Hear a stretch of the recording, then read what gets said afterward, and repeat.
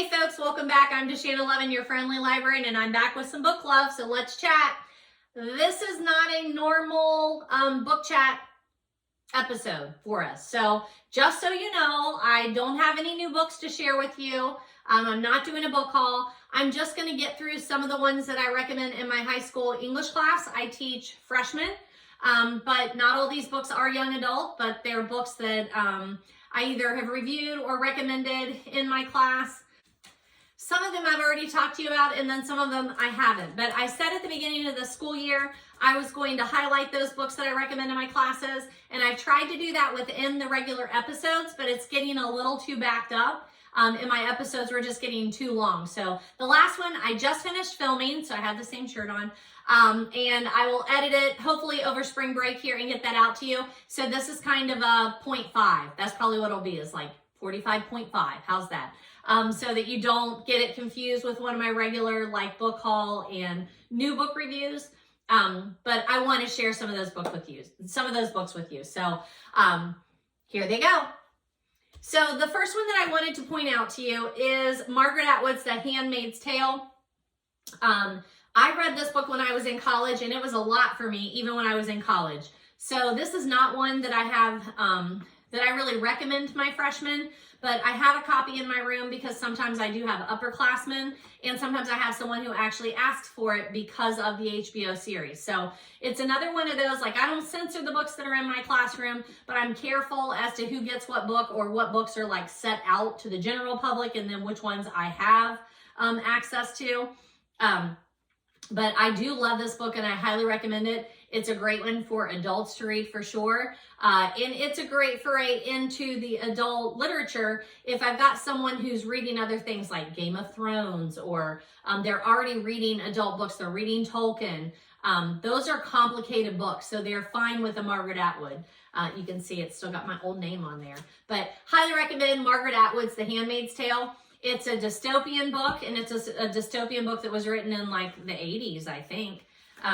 I have still not watched the adaptation from HBO because I don't have HBO.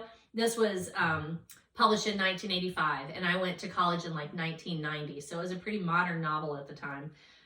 But super, super good. Feminist literature. I love it. I love Margaret Atwood altogether, so after I read The Handmaid's Tale, I have continued to read her works. I read Cat's Eye by her also, and then also Oryx and Crake, which is another super weird dystopian kind of book, but I would recommend any of them. The Oryx and Crake is the Mad Apple series. I reviewed it back on Goodreads in 2019. And I've talked to you about Margaret Atwood in episodes, the first student video that I did, episode 20, episode 22, and episode 24. So highly recommend Margaret Atwood. And since I've already talked about her, I'm not going to spend too much time on her. But I know on my to-be-read shelf up there, I have a lot of Margaret Atwoods that I still need to get to. I highly recommend, and it's one that I read out loud, like First Chapter Friday, The Nightmare Affair by Mindy Arnett. Pretty sure she's an Ohio author. I've met her a couple of times, and I feel like I've met her because she's around Ohio, like Columbus.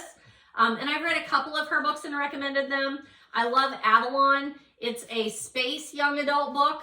They're on a spaceship, but it doesn't feel Star Trek-y. It feels very modern, just happening in space. And then Nightmare Affair is a fantasy one. The main character, Dusty, is a nightmare. She feeds off of people's nightmares.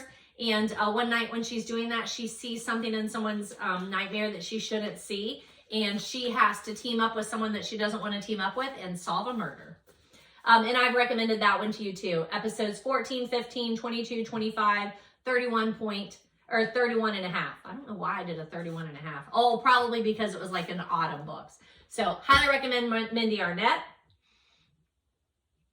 I've talked to you about David Baldacci before. I don't know that I knew that my stack was so high, but he's another one that I keep in my classroom and recommend frequently. I've talked about him in episodes 22, 24, and 35. I love The Christmas Train, not for young adults. Like, they could read it, but I don't think they would be very interested in it. But it is a lovely holiday romance. I always recommend it to you around the holidays. Put it on your list. If you're doing that seasonal calendar of what to read when seasonally this year, read The Christmas Train and Christmas. But he has some other ones that I've read and also would recommend. Wish You Well. David Baldacci writes thrillers mainly. I don't really feel like Wish You Well is a thriller. It's more a historical fiction because it happens in 1940 and it's kind of a coming of age kind of story, but it's also a love story. So if you've read some of his stuff, he doesn't always stick with the same genre. Like another one that he did was this One Summer, which they have also turned into a TV adaptation, and I don't think I've seen it yet. I need to find that one. But this is more of a love story also, tragic. Definitely a tragic story, but also a love story. My husband just called. I have to go pick him up because we're getting like the car or the truck's getting sent off for service and we have to like drop the car off or whatever. I don't know. Anywho, so gonna be a shorter video than I expected, but that's okay. Maybe it'll just be a short video. But David Baldacci also has the one that is One Summer. You could put it on your summer reading list. It's not my favorite by him though. I really do like him. I would read anything by him. But this one, it's not as good for me. I don't know. I just felt like it was a little bit too tragic for me. Like, it's a ridiculous storyline, but I get it. I don't mind ironic storylines. It just wasn't great. This is The Christmas Train. I mean, I have reread this book several times, and there is a TV adaptation, and it's very well done. Just really fun to watch around Christmas time. And then I think the rest of these might be ones that are on my to-be-read list. I don't think I have read these yet. We have Walk the Wire, The Keeper, One Good Deed, Saving Faith, The Winner, The Finisher, and I think some of these are young adult novels too. I just haven't read them, and The Innocent. So I will read some of his other ones for sure. Like, I'm glad these are on my to-be-read shelf, but so far it's just The Christmas Train, One Summer, Wish You Well. I think those are the only other ones that I've actually read by him.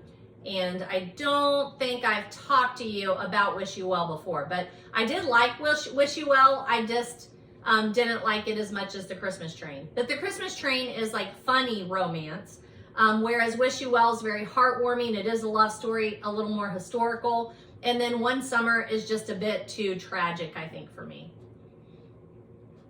And then the last one that I'm going to talk to you about, and I better go pick him up, is a nonfiction one. It's She Said Yes by Misty Bernall. And I love to recommend this one to the students because a lot of them don't know about this particular shooting incident. It's the Colorado one. And it, predates them. So it's always interesting to talk to them a little bit about when that happened and how it changed security in schools. And then also when we talk about controversies over books, because this book was published and Misty Bernall, who is the mother of Cassie Bernall, or Cassie Bernall, the student who was killed during the school shootings. Misty Bernall was aware that some of the things that she was saying she might not have gotten good information on, but she went ahead and published the book anyway, and I'm perfectly fine with her doing that. But the story is that she said yes, that this girl was in the library and she is one of the students that the killers, the two student killers, walked up to and asked if they believed in God, and then they executed them. Afterward, some of the students that witnessed it, I believe, came out and said, you don't quite have your facts straight, that wasn't her, but they went ahead and published the book anyway. And to me, it doesn't matter. I mean, obviously I want the truth told, so whoever that did happen to, they can tell, their story should also be told. But this is really a story about how Cassie had already changed her life leading up to this particular event. And it's an inspiring story. And it's also a heartbreaking story, knowing how many lives were cut off in that school shooting. So it's always a good one for me to recommend. So that's A and B so far. I've recommended some of the other books with my other episodes. So if you're looking for young adult books, they'll be in that. And then possibly tomorrow, hopefully I'll get another minute to do some more. I would love to do some Meg Cabot's for you. but it's just such a big stack that it really needs another video like pulled out. So once again, thanks for joining me here in my home library. And a lot of these books are in my library at work. I pick them up like thrift. And then again, like I said, several of the foundations will just buy us books that we ask for certain titles.